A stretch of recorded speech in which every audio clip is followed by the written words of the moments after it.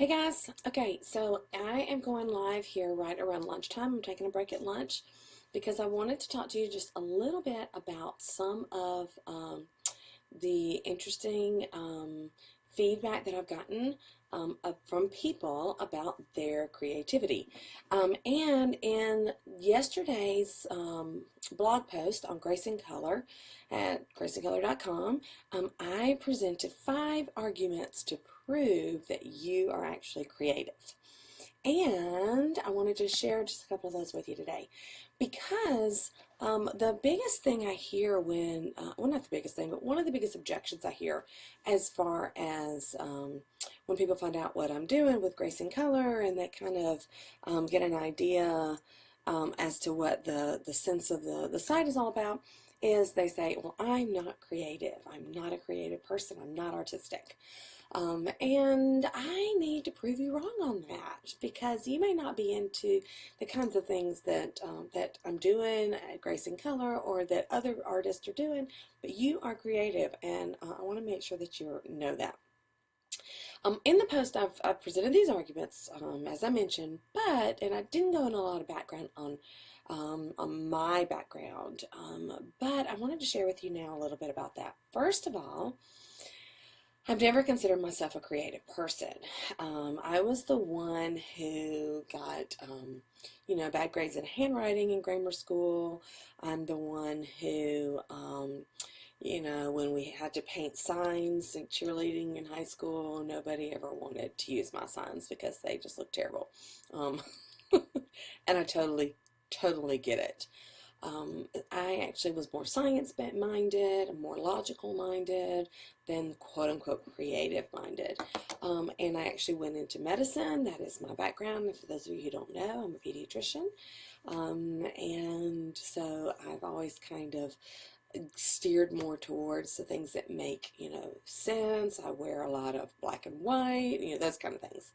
But despite all that external kind of stuff, I'm still creative and I love to create. And over the last several years, I've really let that creativity kind of grow a little bit in me. And it's kind of balance things out for me. I think there needs to be a balance between this logical brain and this creative brain. And so those two forces kind of duel with each other in my brains, and I love it. I love being creative, even if I'm not really good at it. As far as my artwork is not gonna ever, really be even Pinterest worthy, much less anything else. But I'm still creating something, and so I wanted to say why it was that I enjoy that so much, and explain to you why you also are creative.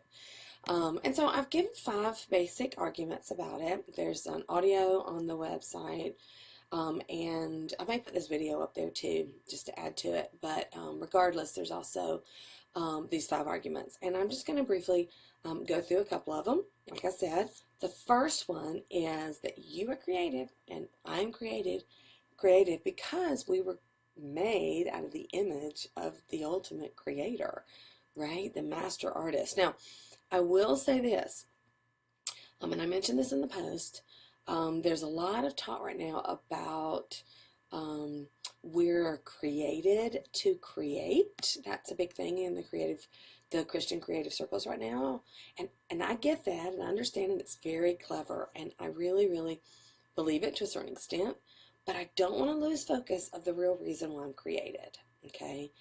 I was created by Creator God, and you were created really to glorify Him. And we are created for His glory. Being creative and making something new out of something else is just another way to glorify Him. So, all that said, God creates. He created everything out of nothing. We can't quite do that because we're not God. But we can create something out of something else, okay? So because we're creating His image, I think that our minds and our spirits and just everything lends us to being creative, regardless of how we use it, okay? And when we are creative, we're reflecting the maker, and that's the second thing. We're reflecting him to an onlooking world.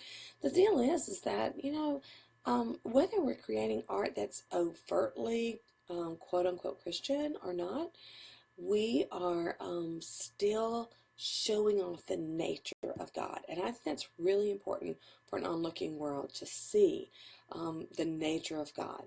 The God who made, again, the everything, the mountains, the oceans, everything, is also the God who makes us new. He he gives us a new heart. He makes dead hearts alive. And so the fact that we can take raw materials and turn it into a piece of art, or we can take a finite number of letters and turn it into um, an essay, or we can take a finite number of musical um, notes and turn it into a composition, it means that we are kind of showing that nature. So that's important. There's a few others that I talked about on the post, so I encourage you to run over there and read it if you want to, if you're interested in it. Because I want, by the end of that discussion, for you to realize that that you are creative. You are creative as a child, whether you like to believe it or not, and you're still creating. And being creative takes so many shapes. I mean, a chef is so creative, right? With their masterpieces, their culinary masterpieces. Again, musician, a classical artist, like we talk about. A writer is creative. A woodworker.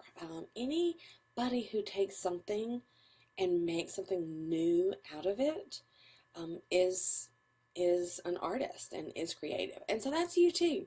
So that's really cool. So I encourage you to please, please, please think of yourself as being creative. Tell yourself you're creative.